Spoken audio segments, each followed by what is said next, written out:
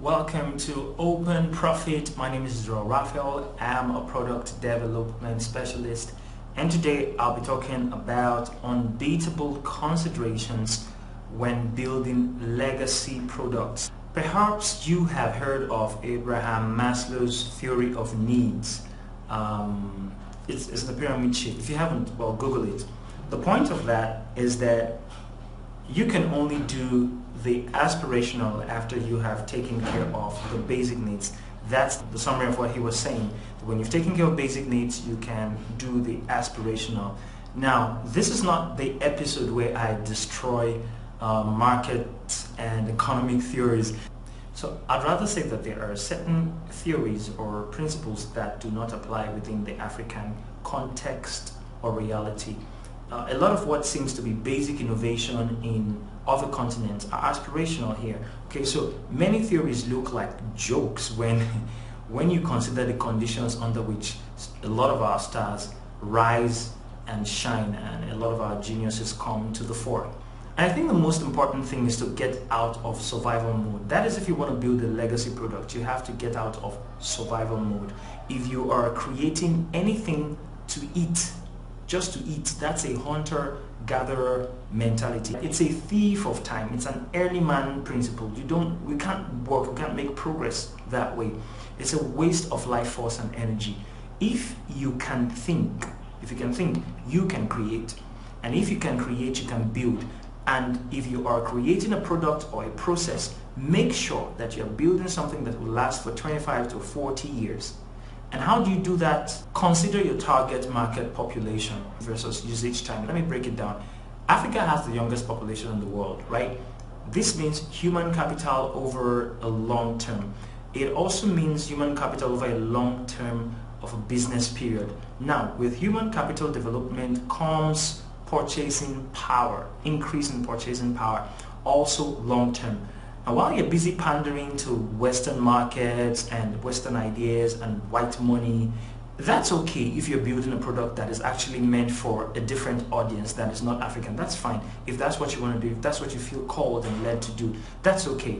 It's where your assignment takes you. But I'm speaking to us to remember that Europe, America, Asia, right, China and the likes of them are lining up to Africa like ants to sugar. And they're buying up hectares of prime, of agro, of tourist real estate. The reason they are doing that is not far-fetched. You only need to consider what is it that they're preparing for. You need to open your eyes and see the signs that are written on the wall. Listen to me. Charity begins at home. You get that? Charity begins at home. And don't forget that there's an endless loop of products that can be created and sold and profit maximized within the African market. Look, a man will need something. His wife will need a certain version of the same kind of things and even more quantity and more varieties. The children are going to need even more related products, right? So it goes on and on across a 30-40 year period. Now this is what you do. You sit down and think. In that time, as someone who's building, as an entrepreneur, you're creating products. Their children are going to grow. So it's a rinse and repeat thing.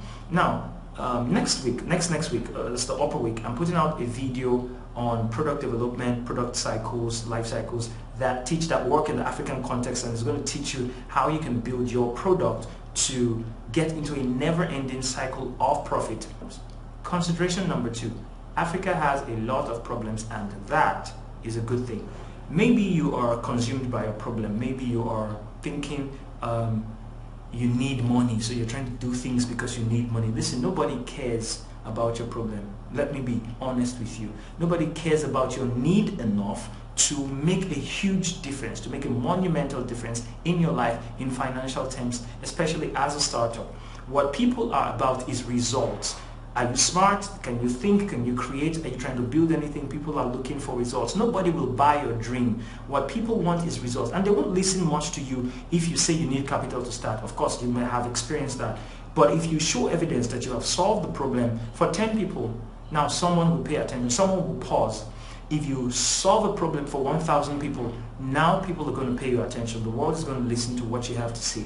Let me give you an example, just an example off the top of my head, business idea. Let's say you know 5 or 10 ladies who are great with making braids. They make the best braids. They're local women in what we called local in Africa. They're not very exposed in terms of Western civilization or whatever you want to call that. They can't speak English to save their lives. That is not your concern. All of that matters not. Here's what you do. You look for 30 women within your community, within your space, whether church or mosque or whatever it is where you find yourself, who are willing to have a service for their hair needs come to them at home. You look for people like that. Even if you can't find 30, you can start with 5, you can start with 10, you can grow that idea. You look for people, right, who have that need but don't want to go out and they don't want to spend as much money as the average out there, and you connect this expert hair braiders to these people, okay? And you be that middleman there. And what you need to do is package this as something, you could call it like an executive dial-up salon. So you connect the customer to the supplier or the provider of that need, the service provider.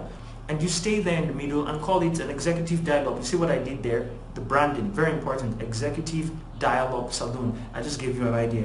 Okay, so you tell your potential customers that you charge only a little above the logistics cost for bringing those people to them, and that's lower than what they would pay on an average to get even work that's not that good done for their hair. All right, of course there is more to making something like this work, which I'm not saying here, but the point of this is it is honest work and almost anyone can do something like this. It's a model that you can apply to anything, simply connecting a platform user to the platform service provider. As simple as that. Now you may start as a puppy with honest work like this, but one day you're going to be a big dog and nobody can hush you.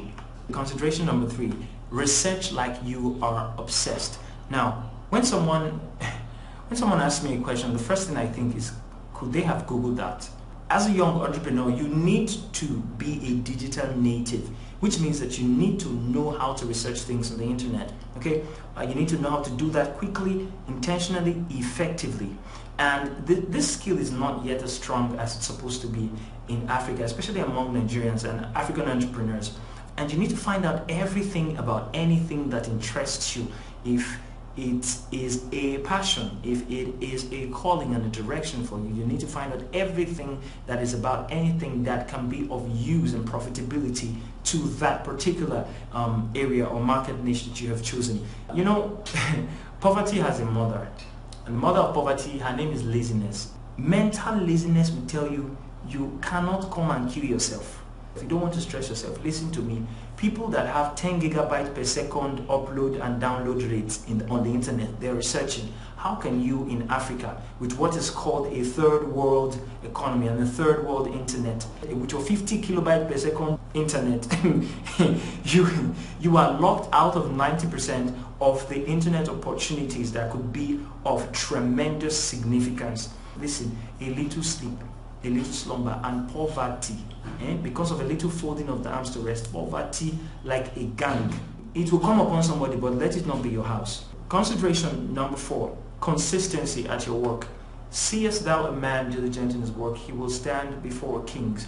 Your biggest problem in building projects and building legacy products that stand the test of time and go on to bring about high and exponential profitability is your dedication to abandoning projects. That's your biggest problem. Listen, it's different when your projects have a certain timeline and it takes time for certain things to come to be fully manifested and become profitable. That's different. When you are leaving jobs and projects to start another, you start this one, you dump it, you start this one. It's like move like a fly, perching from substance to substance, never really settling, like a bee hopping from flower to flower, not settling to suck the nectar, to really get the juice out of the thing, taking the time to enjoy and go through the process that it takes to birth something that's great. A few tips finishing on a project. When you get a great idea, remember you are not the only one who has that idea or will have that idea. So start building, start doing something about it. Don't tell people who don't believe in you, people who don't care about what you're doing, you're talking to them about your idea. What do you think is going to happen? They're going to take it for granted. How do you know those kinds of people? They would have made remarks before.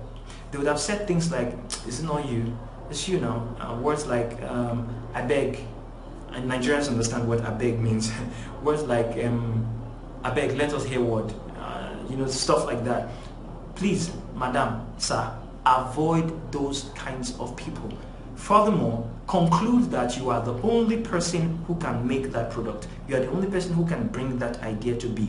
And if it so happens that someone else is doing something similar, conclude again that you are the only person that can do it so well that nobody else can build it like you. And if someone is doing a better job than you on that, then conclude yet again that there's something wrong with their job and you're going to find out what it is. And you are going to improve on that. That's how to stay with the project until you build it into what it's supposed to be and to attain its fullest profit potential. Finally, remember that not doing is energy wasted. Don't think you are saving energy by not doing something that comes to you and you look at it productively. This is a money spinner. This is something that will change lives. If you don't do, you have wasted energy. I'm going to say this once. One day you will be paid for what you create, and you will pay for what you did not create, and you will pay even more for what you didn't create, which you should have. Consideration number 5. Stay abreast of current developments that will give you economic advantage. Now, recently I had the rare privilege of being on an online meeting with Uncle Tony Ilumilu, Chairman UBA and President of Africa Development Bank, and some of the African leaders, thought leaders and heads of states. And from that meeting, one could surmise that 20 to 50 billion dollars are heading for Africa in the next 2, 3 to 8 years in the form of grants and targeting specific areas such as education, such as agribusiness, such as health, insurance, micro-health insurance, those areas. If you're watching this video right now and you don't like the sound of 3 to 8 years, let me tell you, poverty must be killed in the mind before financial freedom can be accomplished. And it takes time to build anything great. If you are not planning to build anything great, or you are not about building anything great, then this video is not for you. I'm not talking to you. I'm talking to entrepreneurs, especially in Africa or in developing nations that are building something that is great. You take time to plan it out. It's a long game. It's a strategic game. And you see where current developments or future developments are coming that could give you the economic advantage, and you take advantage of that. You position to benefit from that loop. Another thing, you need to check out technologies and mega platforms that are already existing in your market niche, and they are built by people who know more than you, people who have done far more research than you, people who want to stay profitable and have a lot more to lose if they are not profitable. Look at the advantage that those technologies can give you, and the biggest advantage you have as an entrepreneur is time and hunger. For instance, have you heard about Sasai Wi-Fi Finder? If it gets to your country, you would not have to worry about the cost of data, because it's targeting 20% of the cost of data in any country, the cost of mobile data in any country. Right now, it is free for 3 months in 7 countries with over 6,000 hotspots. But the owners want it to be in every African country with a network of 100,000 hotspots. Now think about that. Think about that as an entrepreneur, as a programmer, as a web developer, as an app builder. Think about that as anybody who uses data for business. How does that give you the advantage? 80% of your cost is going to be cut off by Sasai Wi-Fi Finder. So your thinking now should be, how can I get into the value chain of Sasai? How can I get into the money value chain of that business? Not just as taking advantage of it for my own use, but the business side of it. With mega platforms, what they do is that they show you where the world is going, so that in advance you can begin to build to take advantage of such a resource. So, a summary of what I'm saying to you is this: get your head out of survival mode and get into building mode. Get into the mode of the guild. Use these tips and techniques that I've just shared with you and build something that your grandchildren will thank you for. Something that they will eat from without sweat. I believe in you. I'll see you in the next episode.